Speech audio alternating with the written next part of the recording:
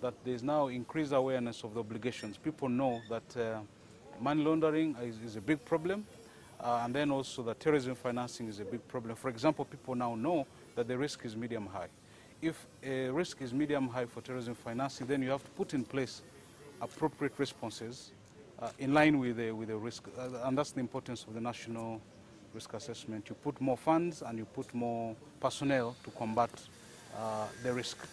This meeting follows an engagement that we had last year that mainly focused on Financial Intelligence Authority mandate. You might have realized that last year, in 2017, some members of the civil society were raided by police, their information taken on the ground that actually their transactions were suspicious. And we want to encourage civil society to comply, because once we don't comply, it can be used against us to shrink our space. So we don't want to follow victims over issues of just compliance.